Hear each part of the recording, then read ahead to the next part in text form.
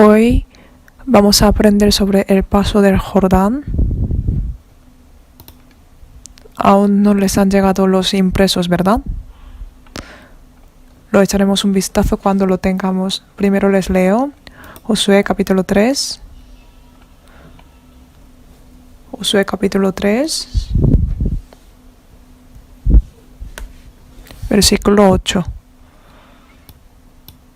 Josué capítulo 3, versículo 8. Tú pues mandarás a los sacerdotes que llevan el arca del pacto, diciendo: cuando hayáis entrado hasta el borde del agua del Jordán, pararéis en el Jordán. Versículo 17. Mas los sacerdotes que llevaban el arca del pacto de Jehová estuvieron en seco, firmes en medio de Jordán, hasta que todo el pueblo hubo acabado de pasar el Jordán, y todo Israel pasó en seco. Hoy vamos a aprender sobre la verdad que ocurrió, verdad del paso de Jordán. ¿Qué es lo que tenemos que enseñar a los niños a través de esta lección? Al pensar en esto, como habían experimentado cruzar el Mar Rojo, cruzar el río Jordán era algo más fácil en comparación de cruzar el Mar Rojo.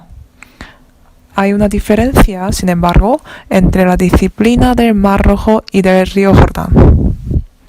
Por eso, a la hora de enseñar a los niños, es necesario absolutamente hacerles conocer que Dios siempre nos protege.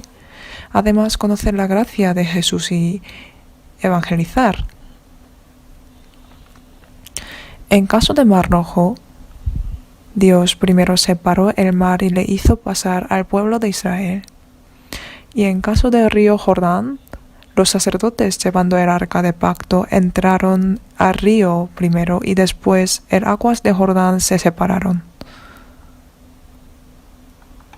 Cuando nosotros primero cumplimos la voluntad del Señor, para el Señor, nos ayudará. La victoria nos vendrá. Así podemos decir: cruzar el río Jordán significa que la fe del pueblo de Israel se ha crecido. Porque había visto muchos milagros. En Éxodo capítulo 14, versículo 21 está puesto que tras cruzar el Mar Rojo, el pueblo de Israel creyó en Dios y en Moisés. Así está escrito, porque habían visto con sus propios ojos lo asombroso, ¿verdad? Por tanto, tras este acontecimiento, habrá tenido más fe. El pueblo de Israel, por tanto, llevando el arca del pacto según la palabra, entró al río Jordán. Aquí hay una lección. Es un ejemplo de que más buscan primeramente el reino de Dios y su justicia, y todas las cosas os serán añadidas. Al ver el contenido, Moisés murió y el nuevo guía, Josué, vino delante de Dios. Dios dio una promesa a Josué y cruzaron el río Jordán y mandó establecer un monumento conmemorativo. Para eso tomaron 12 piedras e hicieron un monumento conmemorativo. El paso de Jordán del pueblo de Israel da una lección a los cristianos salvos que depende de nuestra vida.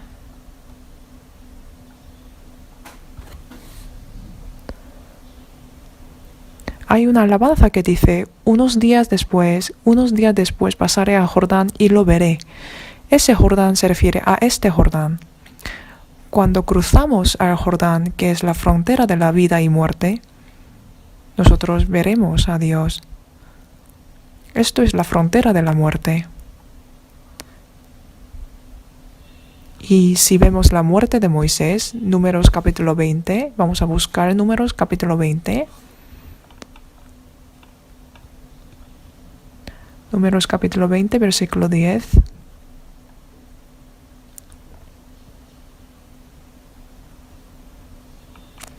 Y reunieron Moisés y Aarón a la congregación delante de la peña, y les dijo: oíd ahora, rebeldes, ¿os hemos de hacer salir aguas de esta peña?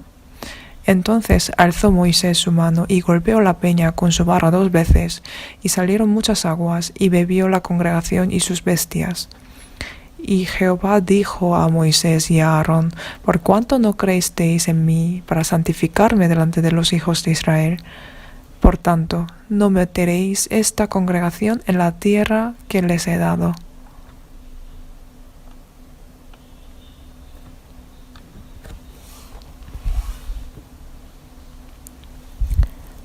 Moisés y Aarón cometieron pecado ante Dios. No mostrando la gloria de Dios, dijeron si les habían de hacer salir aguas de la peña. Aunque ocurrió en un momento, cubrió la gloria de Dios. Por este pecado, Moisés no pudo entrar en la tierra de Canaán. Números capítulo 27, versículo 14.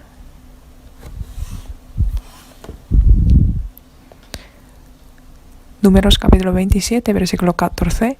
Pues fuisteis rebeldes a mi mandato en el desierto de Zin, en la rencilla de la congregación, no santificándome en las aguas a ojos de ellos. Estas son las aguas de la rencilla de Cades en el desierto de Zin. Por desobediencia ante Dios, Moisés no pudo cruzar y murió.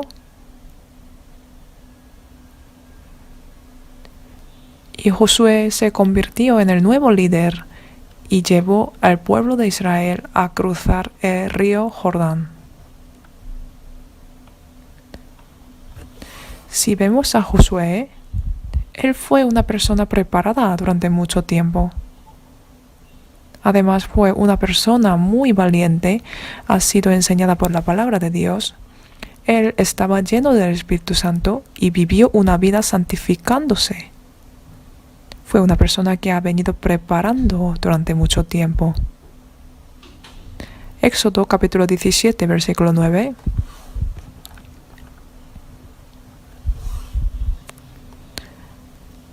Éxodo capítulo 17, versículo 9.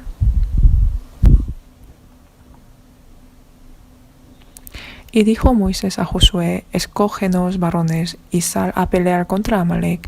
Mañana yo estaré sobre la cumbre de collado y la vara de Dios en mi mano.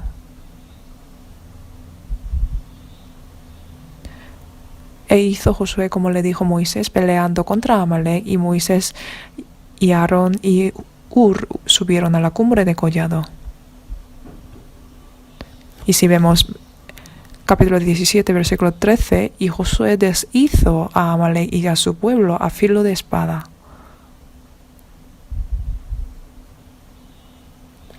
Josué, sirviendo a Moisés, experimentó muchas peleas y realmente encontró a Dios que estaba con Moisés.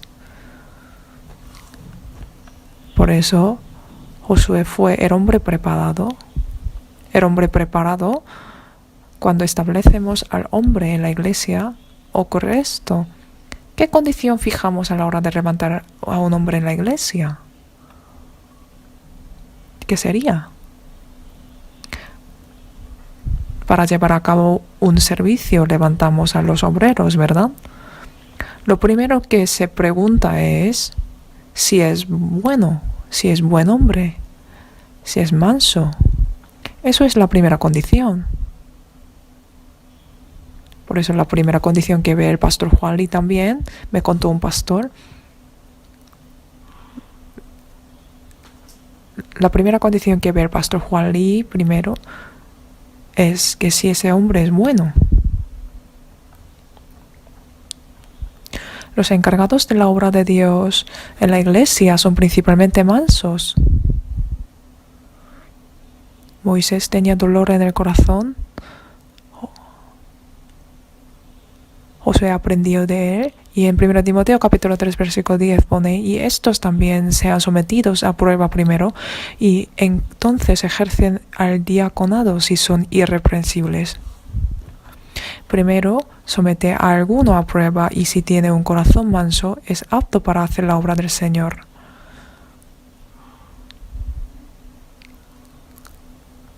Si es manso, es apto para hacer la obra del Señor ahora también. Y en ese momento también fue así. Y Josué fue ese hombre. Josué fue un hombre valiente. Josué deshizo a Amalek y a su pueblo a filo de espada. Con su espada realmente hizo la guerra, ¿verdad? Fue un hombre valiente y con audacia. Si vemos en paréntesis 3, está puesto que fue un hombre enseñado por la palabra. Jehová mandó escribirlo para memoria en un libro y diga a Josué que raería del todo la memoria de Amalek debajo del cielo. Diga a Josué que raería de todo la memoria de Amalek de debajo del cielo. Él recitó la palabra de Dios. Aunque sea poco, hay que meditar la palabra siempre. Es muy importante. Josué era un hombre así. Además, el cuarto era un hombre lleno del Espíritu Santo. Números, capítulo 27, versículo 18 pone: Y Jehová dijo a Moisés: Toma a Josué, hijo de Nun, varón en el cual hay espíritu, y pondrás tu mano sobre él. Desde antes y ahora también hay muchos que son llenos del Espíritu Santo. Estar llenos del Espíritu Santo no es algo especial, es algo normal realmente. Estar en la palabra y en la reunión es ser lleno del Espíritu Santo. El Espíritu Santo que está en mí me ama hasta tener el celo. Por tanto, nosotros no tenemos que hacer triste al Espíritu Santo. Eso no puede ser lleno del Espíritu Santo, por eso hay que estar más en la palabra. En 1 Corintios capítulo 3, versículo 16 pone: ¿No sabéis que sois templo de Dios y que el Espíritu de Dios mora en vosotros? Además, Josué tuvo la salvación real. En Josué capítulo 1, versículo 16, entonces respondieron a Josué diciendo: Nosotros haremos todas las cosas que nos has mandado e iremos a donde quiera que nos mandes, con el corazón humilde de hacer todo lo que mandare. De Josué, que ha sido utilizado por Dios, podemos aprender la promesa que Dios dio a Josué. En Josué capítulo 1, versículo 3, desde 3 pone: Yo os he entregado, como lo había dicho a Moisés, todo lugar que pisare la planta de vuestro pie, desde el desierto y el Líbano hasta el gran río Éufrates, toda la tierra de los Eteos hasta el gran mar donde se pone el sol, será vuestro territorio. Esto es la copia del registro dado por Dios. Por eso hasta ahora se está peleando, ¿no? En Josué capítulo 1, versículo 5 pone: Nadie te pondrá a hacer frente en todos los días de tu vida. Como estuve con Moisés, estaré contigo, no te dejaré ni te desampararé. Esfuérzate y sé valiente, porque tú repartirás a este pueblo por heredad la tierra de la cual juré a sus padres que la daría a ellos. Miren, está diciendo: yo estaré contigo, no te dejaré ni te desampararé. Por tanto, esfuérzate y sé valiente. Esto es el orden, ¿verdad? A nosotros nos manda de manera igual. En San Mateo capítulo 10, versículo 28, ¿verdad? Hasta el fin del mundo. Nos está diciendo que estará con nosotros hasta el fin del mundo. Confiando en esta promesa tenemos que avanzar. En este momento, como el Señor hablaba a Moisés, Moisés recibió la promesa, especialmente del Señor. Nosotros más tenemos que vivir por el Señor. Es San Juan capítulo 8, versículo 29 pone: Porque el que me envió conmigo está. No me ha dejado solo el Padre, porque yo hago siempre lo que le agrada. Así dijo. Es peligroso cuando sentimos soledad haciendo la vida cristiana. Cuando me siento solo haciendo la vida cristiana, ese momento es muy peligroso. Eso puede ser la arrogancia o estar embotado. Un cristiano no puede sentir soledad. Me siento solo porque los hermanos no me reconocen. ¿Reconocen? Eso está mal. Yo también, a mí también me pasó. Haciendo la vida cristiana me sentía mal. Me sentía solo. ¿Por qué? Porque yo estaba muy arrogante o Si no es así, puede que yo estaba enfermo o estaba viviendo mal. No podemos sentir soledad. Como el Señor está con nosotros, no podemos sentir soledad. Es necesaria más confiar en el Señor.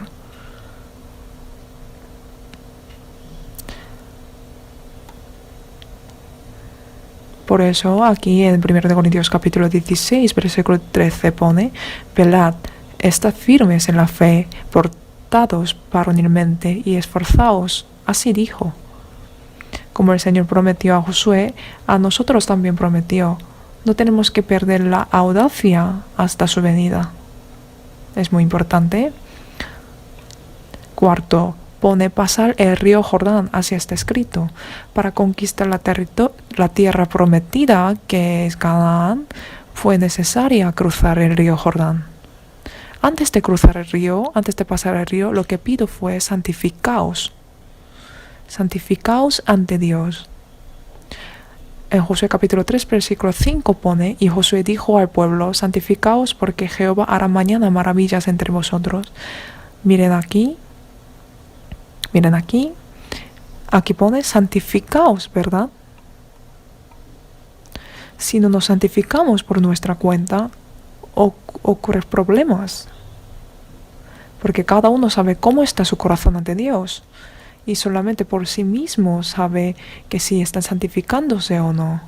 Nosotros estamos en la iglesia haciendo servicio, pero el yo que veo a mí mismo y el yo que ve otros ven es diferente, ¿verdad? A pesar de que uno es alabado en la iglesia, puede que no se santifique por sí mismo. Por eso no podemos juzgar. Viendo solamente por apariencia, no podemos juzgar. Aunque uno se comporta un poco mal, aunque no ha de ser, no ha de ocurrir, pero puede que su corazón hacia Dios es muy ansioso o ardiente. Por eso siempre se comporta así. Por eso nosotros tenemos que reconocer a todos, aunque cada uno tiene diferente aspecto. Porque puede que esa persona se santifique ante Dios más que yo. Es cierto que cada uno haga su trabajo. Sin embargo, antes de hacerlo, lo que nos pide Dios es santificaos, porque realmente Dios usa utensilios limpios. En Salmo capítulo 73, versículo 1 pone: ciertamente es bueno Dios para con Israel, para con los limpios de corazón.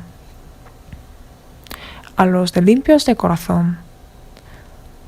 San Juan capítulo 13, versículo 10, Jesús le dijo: el que está lavado no necesita sino lavarse los pies, porque está todo limpio, y vosotros limpios estáis, aunque no todos.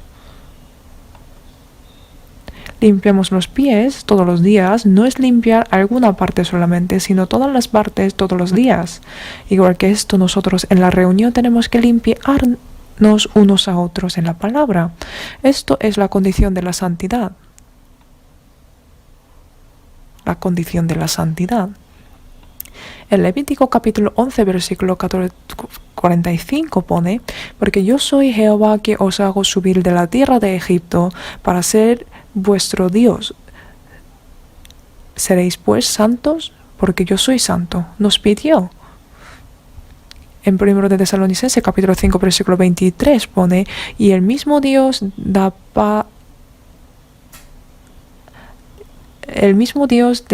paz os santifique por completo, y todo vuestro ser, espíritu, alma y cuerpo sea guardado irreprensible para la venida de nuestro Señor Jesucristo. Nos pide pues tres cosas. Primeramente nos santifique por completo, y después, primero el espíritu, después el alma y el siguiente el cuerpo. Dios quiere que estos tres sean santificados, y el primero de ellos es el espíritu. Ante Dios en la palabra nosotros hemos de elegir sin ningún arrepentimiento. Es necesario. Por eso, como desviar del mandamiento o de la palabra es una gran enfermedad. Por eso nos manda el alma, el corazón, el pensamiento. El corazón también se perfecciona ante Dios. Y el tercero, nuestro cuerpo. Quiere que nuestro cuerpo también sea guardado irreprensible. Ciertamente para algunos tener la enfermedad es la voluntad de Dios. Sin embargo, guardar nuestra salud también es lo que tenemos que hacer ante Dios. Es apto ante Dios. Uno es joven, pero si no es sano, no puede llevar a cabo el servicio. Hay que invertir mucha fuerza para guardar la salud también. Porque cuando uno está malo, todo le molesta. El cuerpo no le sigue. Algunos tienen 20 años, 20 y pico años, sin embargo la edad de su corazón y del cuerpo es como si fuera de 40 años. Dios quiere que guardemos nuestro espíritu y el cuerpo sin mancha y defecto. Para que nos encarguemos las cosas grandes o pequeñas de Dios, primeramente tenemos que tener la santidad. Yo al leer esta palabra pone santificaos. Esta palabra me llegó. Santificaos. No es fácil estar perfecto para no tener ninguna vergüenza ante Dios. Cuando nos santificamos, lo bueno sería no tener ninguna cosa irreprensible ante Dios. ¿Verdad? El que no tiene nada reprensible ante Dios, ¿cómo podrá ser reprensible ante los hombres? Dios lo sabe. Por eso después de santificarse, el río Jordán se cortó, ¿verdad? Ese fenómeno ocurrió. En ese momento el río Jordán se desbordaba el agua por las lluvias y el nieve que se derritió desde el monte de Hermón. Por tanto, estaba lleno de agua. Siempre había mucha agua. Y en esa condición el río Jordán se cortó. Josué capítulo 3, versículo 16. Las aguas que venían de arriba se detuvieron como en un montón bien lejos de la ciudad de Adán, que está al lado de Zaretán, y las que descendían al mar de Arabá, al mar salado, se acabaron y fueron divididas, y el pueblo pasó en dirección de Jericó. Si vemos en el momento de Mar Rojo, si vemos en la película, era un camino estrecho, ¿verdad? Y la longitud era más o menos 8 kilómetros al cruzar el Mar Rojo.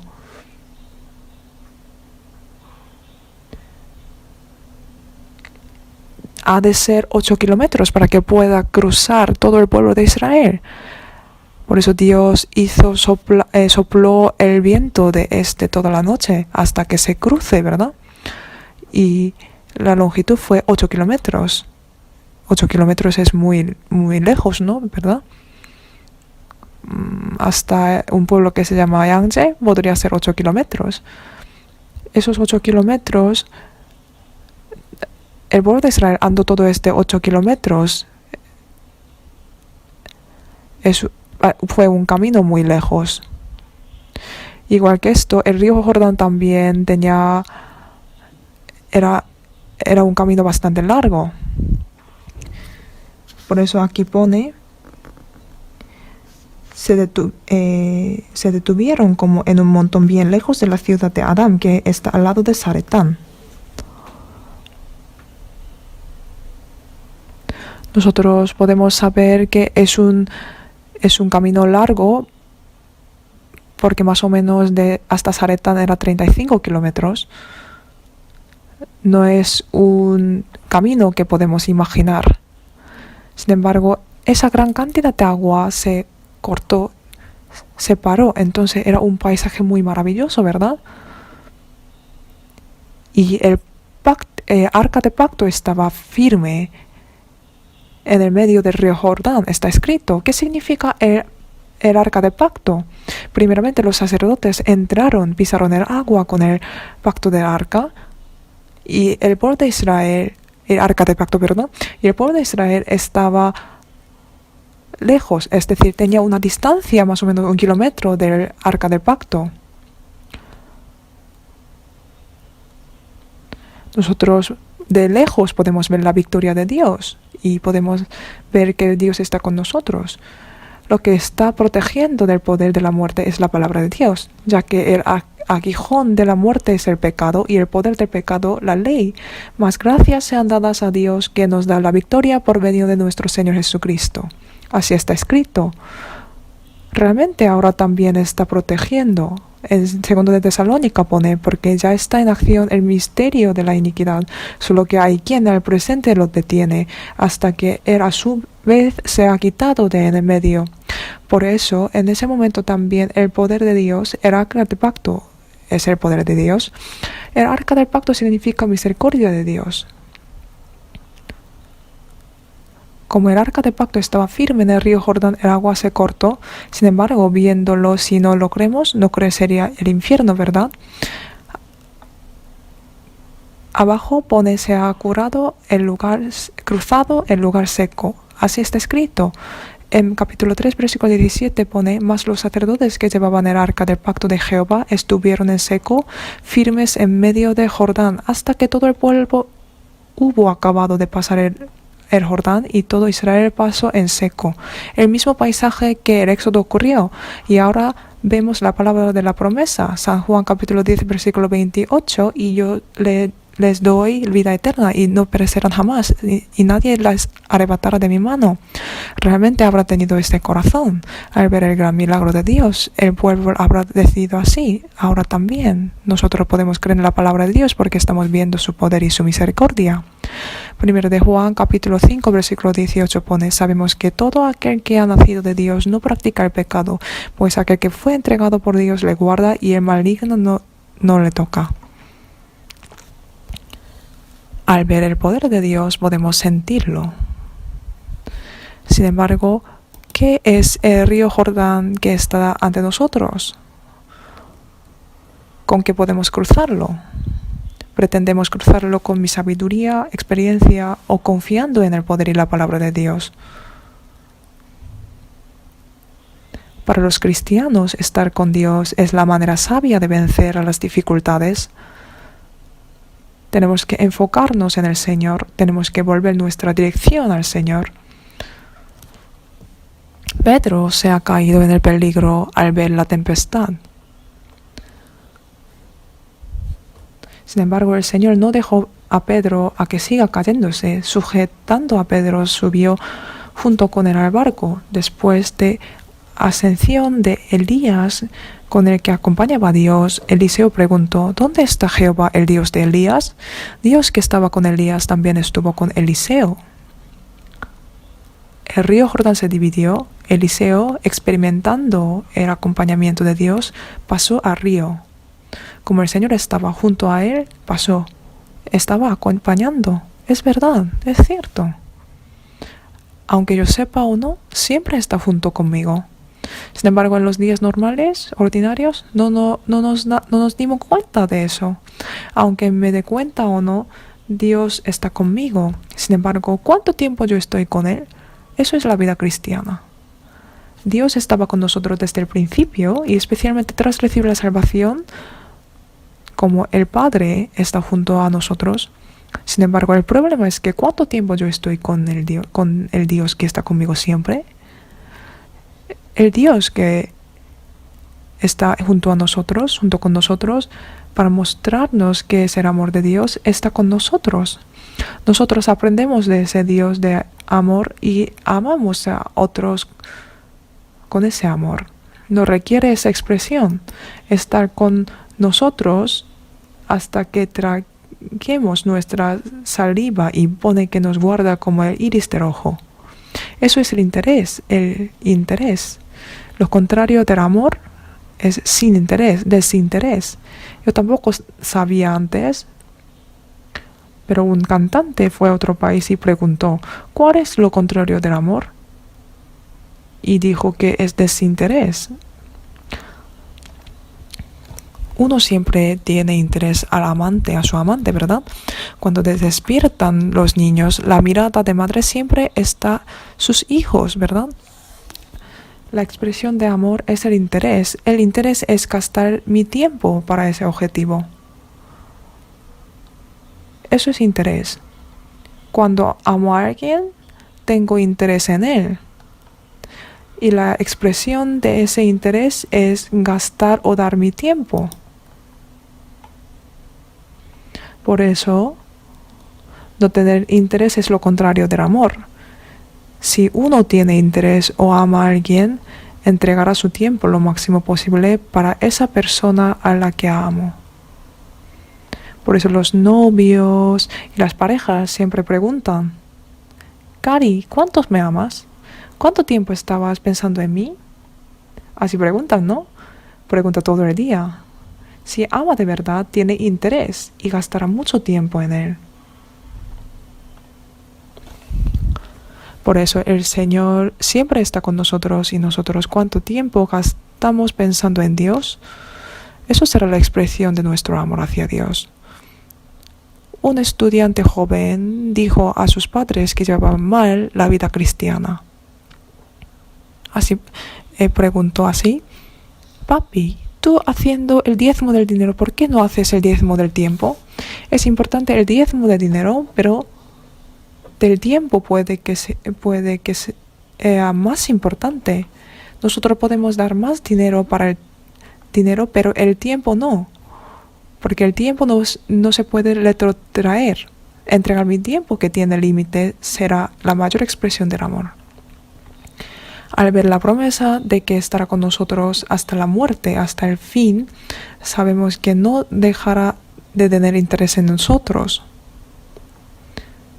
Eso es la expresión de amarnos hasta el final, ¿no? Pensamos en eso también. ¿Cuánto amo a mis alumnos? No solamente con la boca.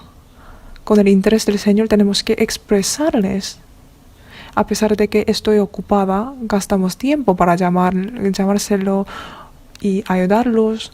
Eso es la expresión del amor. Por eso lo contrario del amor es no tener interés. Podemos entenderlo así. En paréntesis 3 pone: después de cruzar el río Jordán, el río vuelve a fluir. Nosotros podremos imaginar esa situación. Está escrito que estableció un monumento conmemorativo. Establecer un monumento conmemorativo significa que ese acontecimiento se ha ocurrido realmente. ¿Es verdad? Porque conmemorar algo es recordar el hecho histórico, ¿verdad? Por eso establecer un monumento conmemorativo significa que fue verdad que el pueblo de Israel cruzó al río Jordán. Ese monumento lo testifica. Por eso Josué capítulo 4 versículo 6 pone: para que esto sea señal entre vosotros, y cuando vuestros hijos preguntaren a sus padres mañana diciendo: ¿qué significa estas piedras? Les responderéis que las aguas del Jordán fueron divididas delante del arca del pacto de Jehová. Cuando ella pasó el Jordán, las aguas del Jordán se dividieron. Y estas piedras servirán de monumento conmemorativo a los hijos de Israel para siempre. Es para conmemorar que Dios obró y estuvo y amó y tuvo interés. 1 de Corintios capítulo 11 versículo 23 pone: porque yo recibí del Señor lo que también os he enseñado, que el Señor Jesús, la noche que fue entregado, tomó pan y dijo: tomad, comed, esto es mi cuerpo que por vosotros es partido, haced esto en memoria de mí. Así dijo: comer el pan y tomar el vino es conmemorar que murió por mí, porque es un hecho histórico. Por eso si vemos número 6 pone que es el ejemplo de los cristianos. La tierra de Canaán es la sombra del cielo y al mismo tiempo es la buena batalla de la fe. La tierra de Canaán, donde fluye la leche y miel del pueblo de Israel que salió de Egipto, nos hace pensar sobre la herencia eterna e incorruptible, limpia y perpetua. Y la vida en el desierto es una vida de despojarnos de lo carnal y adelantarnos. Igual que esto, nosotros estamos viviendo al mismo tiempo en Egipto, en desierto y en la tierra de Canaán. Los acontecimientos que ha experimentado el pueblo de Israel históricamente están ante nosotros. Estamos viviendo en este mundo. En este mundo estamos viviendo. Como el pueblo de Israel estuvo en Egipto, que significa estar en la aflicción por el diablo, nosotros como ellos estamos en esa situación aún. Sin embargo, somos distinguidos. Somos distinguidos A pesar de que nuestro corazón está en la Biblia, pero nuestra situación aún está en la tierra. Por eso, a través de la historia del pueblo de Israel, la vida en Egipto, la vida en desierto, en Canaán, la experimentamos aquí en esta tierra.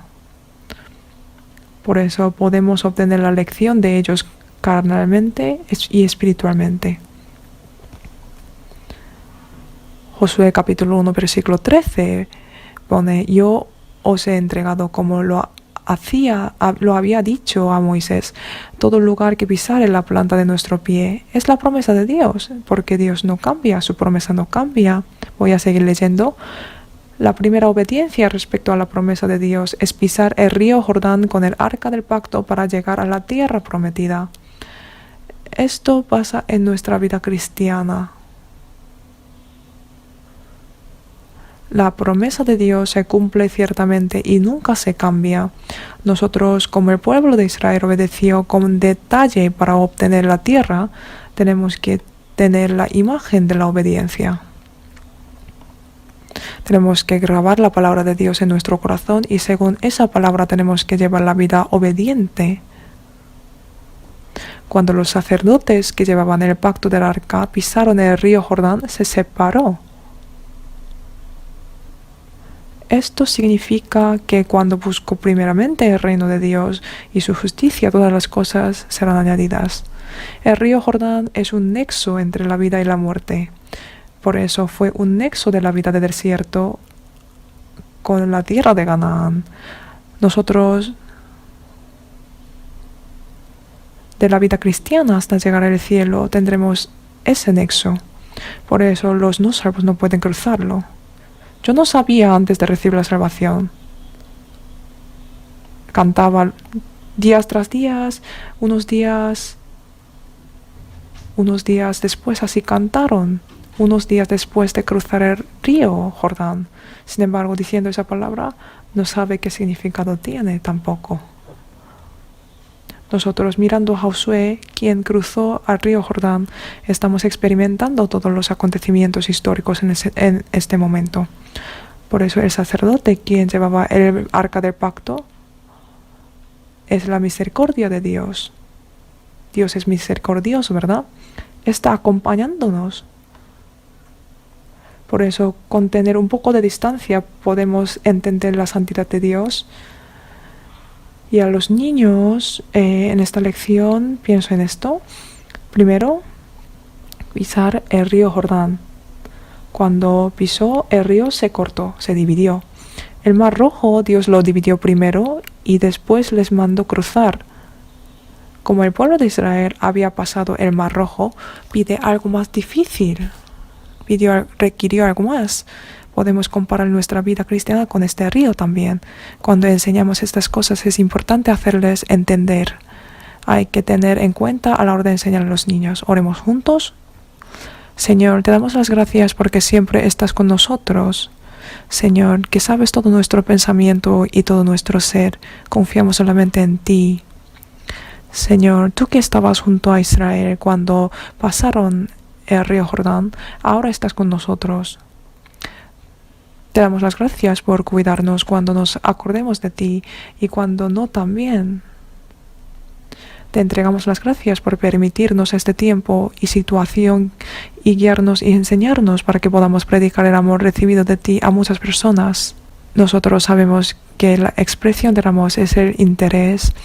Guíanos para que gastemos más tiempo para tener ese interés y guiarnos más amor, guiarnos para amar y servir a los hermanos y las almas de los niños hasta tu venida para tu gloria. Todo lo que estamos planteando encomendamos solamente en ti, Señor. Guíanos. Oramos en el nombre de nuestro Salvador Jesús, quien nos ama siempre. Amén.